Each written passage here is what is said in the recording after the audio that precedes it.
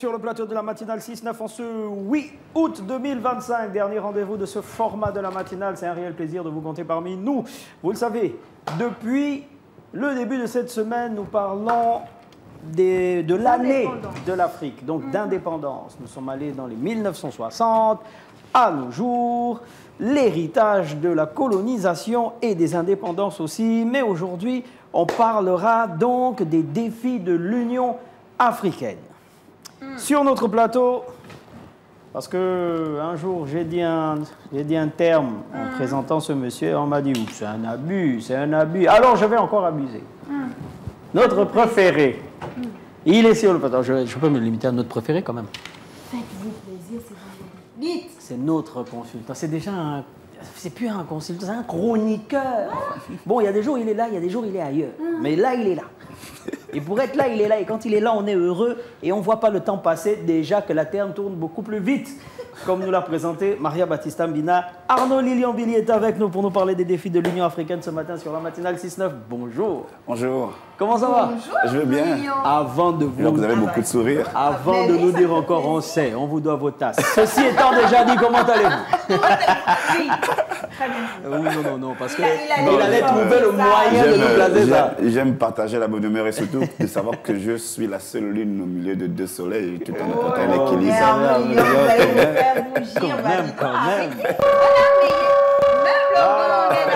le d'accord. Mais hier, et quoi, David Frédéric, il dit bonjour la matinale, je suis en retard. Mais c'est pas grave, vous n'êtes pas très en retard puisqu'on reçoit à peine notre invité plateau.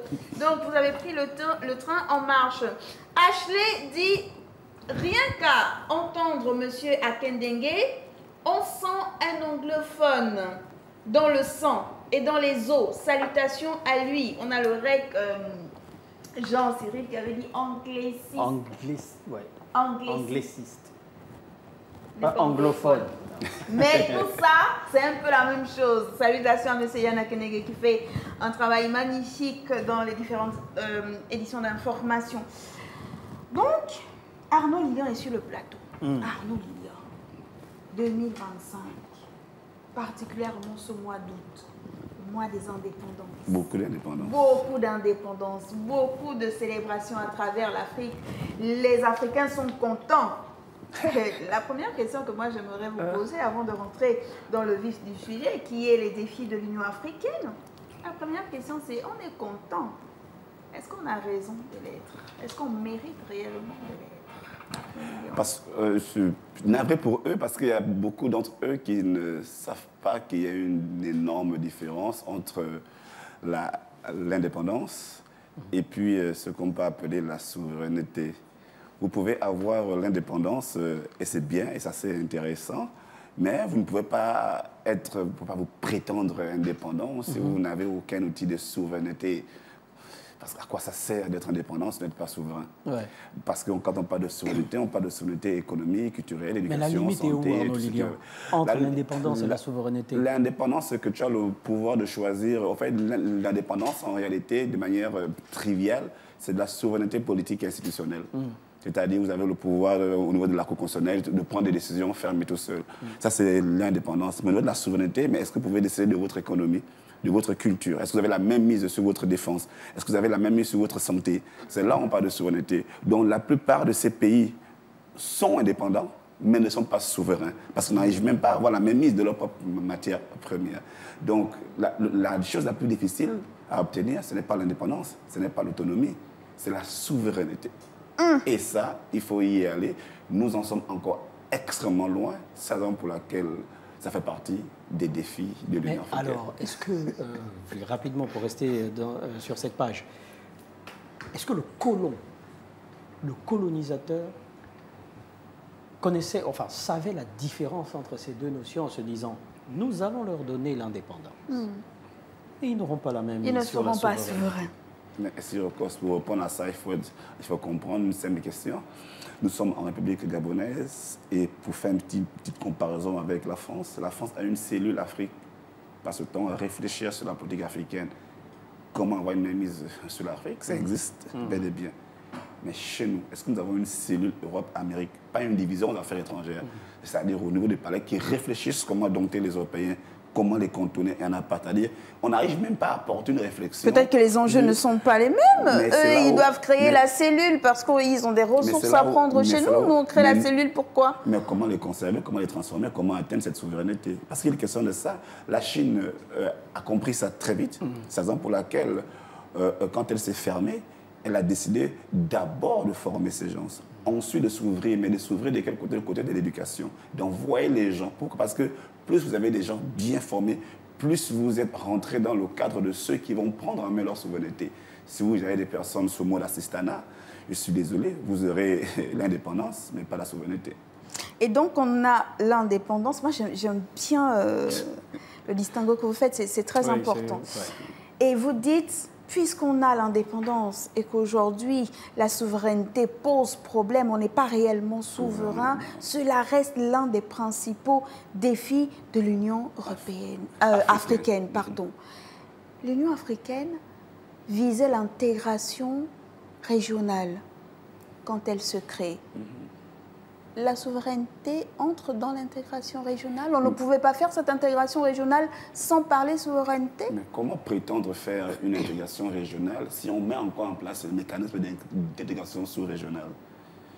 L'Union européenne n'a pas de mécanisme d'intégration sous-régionale.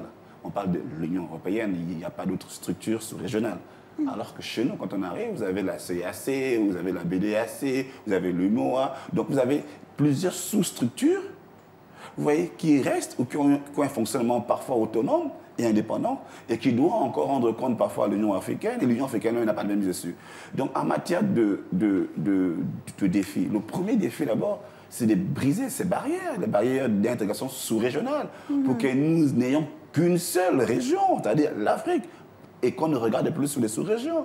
Mais pour qu'il y ait une région, il va falloir que cette région soit autonome, soit souveraine. Mais est-ce que l'Union africaine est souveraine? L'Union africaine n'est pas souveraine. Je ne vais pas être méchant, mais les mécanismes de souveraineté, c'est d'abord l'autonomie. L'autonomie de fonctionnement, l'autonomie de gestion. Pour dire que je suis souverain, pour dire que je suis un homme, c'est parce que je m'assume et que j'assume mes charges. Est-ce que l'Union africaine est une institution souveraine? Non. Le bâtiment de l'Union africaine n'a pas été construit par les Africains.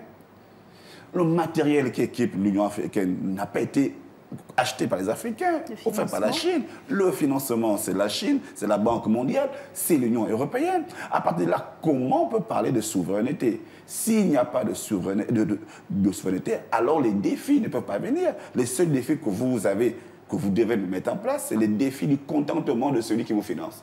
Donc vos défis ne sont plus les défis africains, ce sont les défis de vos bailleurs de fonds. Et c'est la raison pour laquelle aujourd'hui l'Union africaine ne pèse pas. Elle pèse en tant qu'institution parce qu'elle va peut-être régler un ou deux ou trois conflits, mais elle ne pèse pas en tant qu'entité. Parce qu'aujourd'hui, la souveraineté n'est pas l'unité même d'abord de l'Afrique. Est-ce que l'Union africaine parle au nom d'une seule voix? Non. Aujourd'hui, l'Union africaine a du mal à endiguer les conflits, à regarder une économie. Nous n'avons même pas la capacité d'avoir une seule monnaie et une monnaie fiable. L'Union africaine ne pose même pas le débat de la monnaie africaine. Ne pose même pas. Ce sont des activistes, des lanceurs d'alerte qui posent le problème de la monnaie africaine. Aujourd'hui, l'Union africaine ne pose même pas le débat sur la démocratie véritable. Pourquoi? Parce qu'il y a des choix occidentaux qui sont faits parfois il y a parfois une ingérence occidentale dans la politique étrangère et la politique nationale. Et ce, sous le regard de l'Union africaine qui ne connaît pas. Pourquoi ils ne connaissent pas? Parce que les Africains en eux-mêmes ne donnent pas de la force à l'Union africaine. Et pourquoi? Parce qu'ils ne se reconnaissent pas? Non, pas parce qu'ils ne se reconnaissent pas, parce qu'il y a beaucoup qui sont assez paresseux pour ne pas contribuer, pour ne pas payer des cotisations de l'Union africaine. Ce qui fait en sorte que si vous ne cotisez pas sur l'instrument qui est censé parler à votre nom, et que ce sont des Occidentaux et des Chinois qui contribuent, mais je suis désolé, ils ne parleront pas au nom de l'Afrique. Ils vont interpréter le son chinois ou européen à travers la voix africaine. Et c'est de ce dont il s'agit. Donc nous avons la voix africaine qui s'exprime dans l'Union africaine avec la pensée chinoise ou la pensée européenne et non africaine. Parce qu'aujourd'hui, on se retrouve dans une escalade un peu partout en Afrique de l'Ouest comme en Afrique centrale, avec des conflits sous-jacents et rampants, sans qu'il y ait une présence manifeste de l'Union africaine qui vient endiguer. Voici un cas patent là où on appelle convenablement la VAR. Quand vous avez dit quelque chose, ensuite vous dites autre chose. On se rappelle sur ce qui se passe en Côte d'Ivoire. Qu'est-ce que l'Union africaine fait aujourd'hui pour prévenir le conflit qui pourrait arriver en Côte d'Ivoire? Mais elle se tait. Elle attend quand le conflit aura lieu.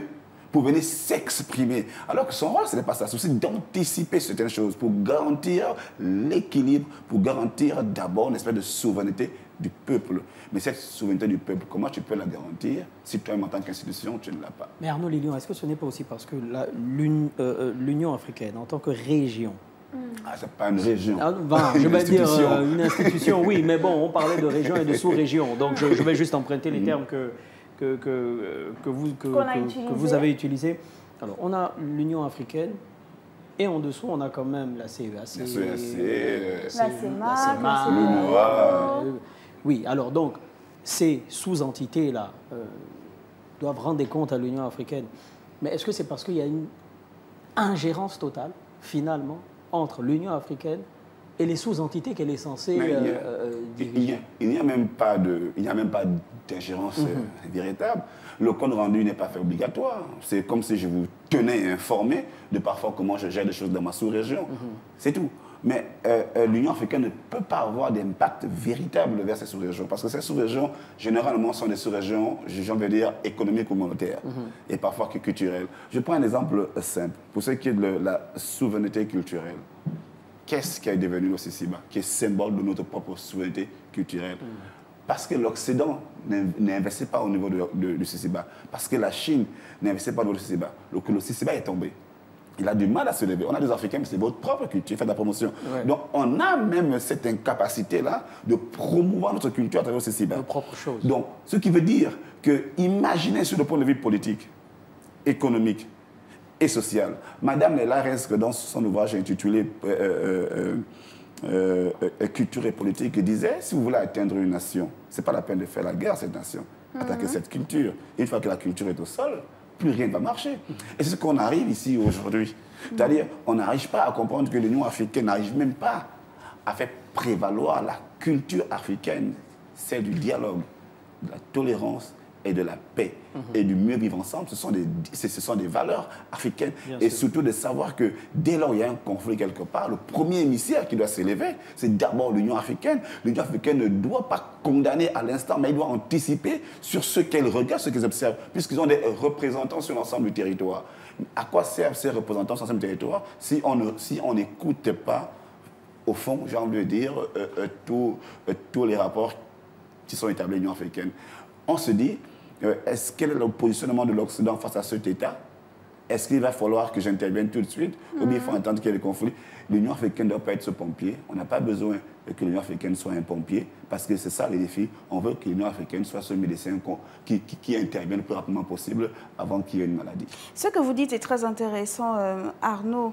Lilian, le mois d'août, le mois des indépendances de nombreux pays africains, le président actuel de la Commission de l'Union africaine, Mahamoud Ali Youssouf, lorsqu'il prend ce siège-là, ce poste-là, c'était le 13 mars 2025, tient un discours fort où il parle d'intégration, où il parle de souveraineté. Ce n'est pas nouveau, ce n'est pas un nouveau discours, parce que l'Union africaine va de sommet en sommet, sommet sur l'agriculture, sommet sur la souveraineté économique, sommet sur la sécurité, sommet sur l'industrialisation, plein de rencontres, tous les chefs d'État se rencontrent. Seulement l'Union africaine, comme l'a dit Siroko, c'est un ensemble d'États. Donc si on veut savoir, enfin je me dis, si on veut savoir comment sont gérés nos pays, regardons comment fonctionne l'Union africaine. Donc elle ne peut pas prendre de décisions fermes. Vous dites qu'elle est dans l'hésitation. On a l'impression qu'elle attend l'approbation de telle ou de telle autre région du monde ou telle autre institution mondiale. Est-ce à dire que lorsqu'un pays décide ou souhaite véritablement saisir sa souveraineté, ce pays-là devra se mettre à dos les institutions régionales africaines? On voit ce qui se passe avec les pays de l'AES. Est-ce que finalement, puisque moi je veux non seulement être indépendant, mais aussi être souverain, et je sais qu'en étant à l'Union africaine, ça ne va pas forcément prendre parce que l'Union africaine elle-même, elle est assujettie aux institutions internationales, mieux, je quitte l'Union africaine, je quitte les institutions, et puis je décide de gérer mon État comme je le voudrais. Est-ce que finalement nos pays africains ne se retrouvent pas dos au mur? Ce n'est pas finalement le seul schéma, enfin le schéma adéquat pour atteindre la souveraineté. D'abord, déjà, pas un pays comme on le voudrait, et puis un pays, ce n'est pas parce qu'on quitte des institutions international ou sous-régional ou régional et qu'on croit qu'on fait bien. Il faut savoir une chose, généralement, ils ne s'immiscent pas dans la gestion et la gouvernance de votre pays. C'est quand tout va mal, généralement, qu'ils apparaissent. Quand tout va bien, ils applaudissent. Mais ils ne viennent pas souvent en tant que consultants, sauf quand vous les appelez. Pour aller dans l'exemple qui est le vôtre, l'Union africaine ne va jamais aller à l'encontre de votre souveraineté. Bien au contraire. Elle serait assez intéressée de savoir comment vous avez fait. Nous allons prendre la souveraineté au niveau de l'éducation nationale. L'Union africaine ne peut pas intervenir sur votre programme scolaire. Elle n'a pas compétence à intervenir sur votre programme scolaire. Alors, si vous voulez une souveraineté au niveau de l'éducation nationale, c'est à vous, en tant qu'État, de planifier votre éducation. Et de dire, voici comment, au Gabon, ça marche. Nous, on parle d'éducation gabonaise, comme on parlait d'éducation française à l'américaine. C'est à vous de la planifier et de tenir informé, tout en respectant les bases. Les bases, c'est quoi? C'est que dans votre programme scolaire, vous ne soyez pas homophobe, que vous n'ayez pas atteinte à d'autres cultures, et que vous ayez simplement un truc assez clair. La souveraineté au niveau de la défense.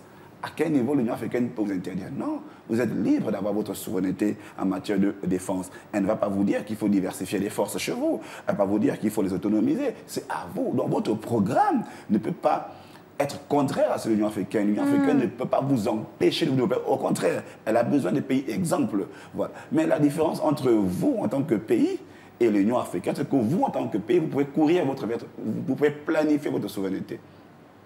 Alors que l'Union africaine ne peut pas planifier sa souveraineté toute seule. Elle a besoin de collaborer avec les autres États et les États qui sont membres, qui planifient ensemble. Et elle a besoin du financement de ces États pour aussi sortir de ce giron de dépendance et de la main étendue.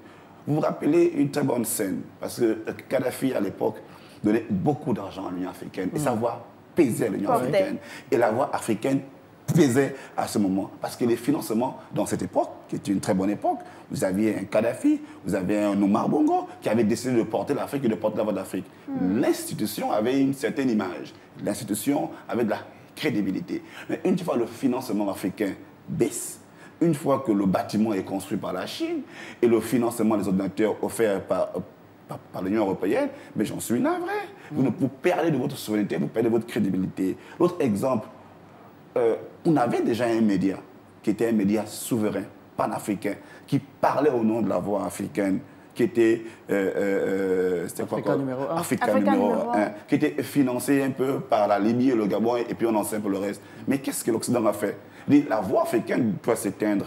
Ils ont mis en place RFI, ils ont financé RFI, ils ont diminué le fonctionnement et le budget lié à la voix africaine. Oui, mais donc... c'est dire qu'eux, ils réfléchissent comment vous empêchez d'avoir votre souveraineté. Mais c'est à vous de regarder pour dire, il faut que ça s'arrête.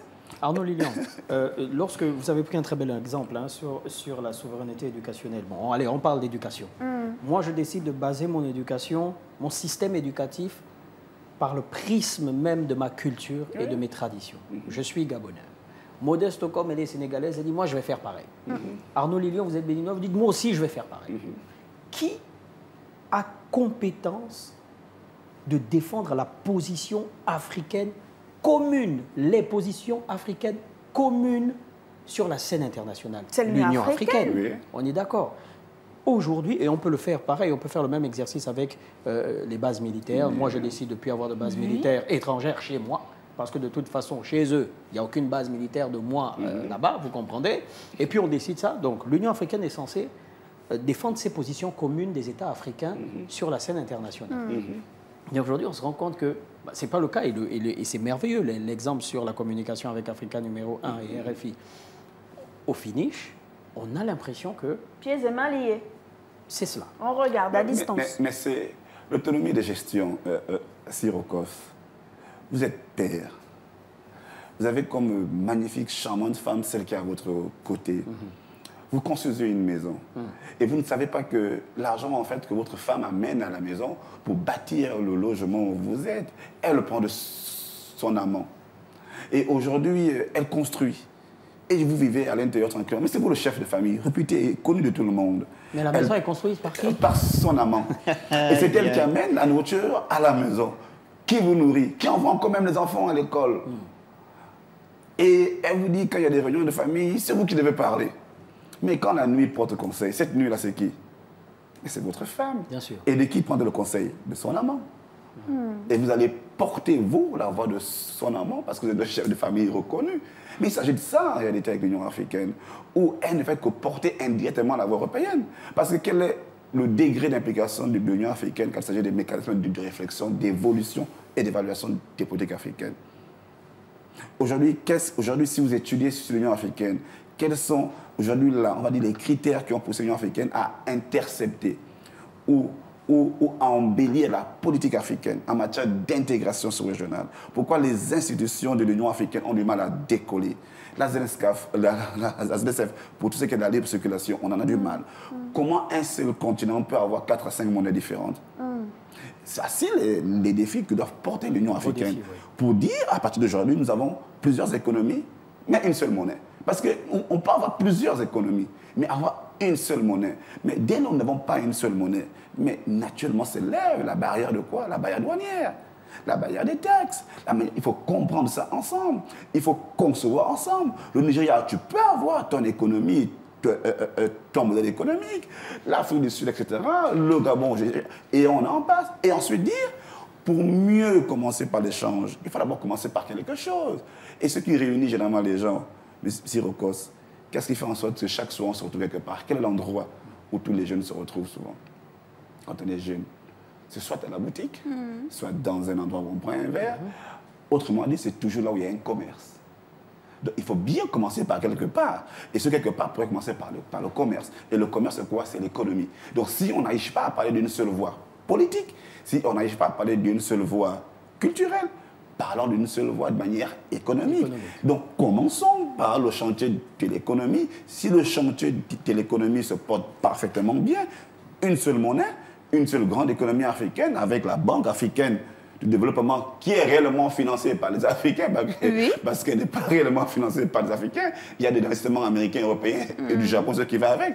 Donc, il s'agit de ça et de comment mettre les banques africaines en davantage les développer, de tout ce que nous avons une économie forte. Si on arrive à ça, politiquement, ça va suivre, parce que c'est celui qui a l'argent qui dicte. Mais si vous n'avez pas de l'argent, vous ne dictez pas. Arnaud Lilian, lorsqu'on parle de l'Union africaine, on a l'impression qu'on parle d'une institution qui est loin là-bas et puis les pays africains sont loin ici. Ce sont les pays africains qui font l'Union africaine. Et ce sont ces pays-là qui ont décidé de maximiser, d'accélérer l'intégration régionale. On veut travailler entre nous, faire avancer nos États et puis nos économies, sur le plan économique et tout ce qui s'ensuit. Si l'Union africaine ne fonctionne pas, c'est parce que les pays africains eux-mêmes n'arrivent pas à se mettre d'accord au final. On voit tous les projets qui ont été mis en place, les ZLECAf, ça n'arrive pas à décoller. Tout projet, on a quelques États qui vont suivre, le reste, on est toujours en train d'observer et on essaie d'être hésitant. Finalement, la mission première de l'Union africaine, des pays africains, plus de 50 pays qui étaient l'intégration régionale, est-ce qu'on peut dire que cette mission, finalement, elle a échoué? Parce que si les financements de l'Union africaine reviennent de l'extérieur, ce n'est pas parce que l'institution elle-même dans son fonctionnement le veut, c'est parce que les États censés financer cette Union africaine ne le font pas. Vous savez, ce sont les enfants qui donnent du poids à leurs parents. Voilà. C'est moi qui donne du poids à leurs parents.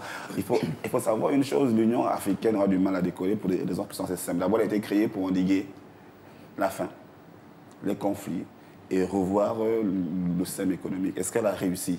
On a toujours des coups d'État en Afrique, donc elle n'a pas réussi. Aujourd'hui, l'Afrique est l'une des régions les plus instables. Nous ne connaissions pas jadis le terrorisme. Le terrorisme, c'était une affaire qui s'est passée au Moyen-Orient. Comment, après le départ de Kadhafi, nous avons une immersion intéressante de ce qu'on appelle le terrorisme. Donc là encore, l'Union africaine a échoué. Parce que nous savons les entrées, d'où ils viennent, ces gars, et pour qui ils travaillent. Un terrorisme entretenu, selon certains. Donc l'Union africaine a échoué. Mais aussi, comment voulez-vous avoir une intégration africaine avec des barrières d'intégration sous-régionale? C'est cela. Il faut voir. Soit on lève le mécanisme d'intégration sous-régionale, mais pourquoi sous-régional? Parce qu'en réalité, si je mets en place des unités de sous-régionalisme et que ces unités n'arrivent pas à s'entendre, ça me fait moi mon affaire.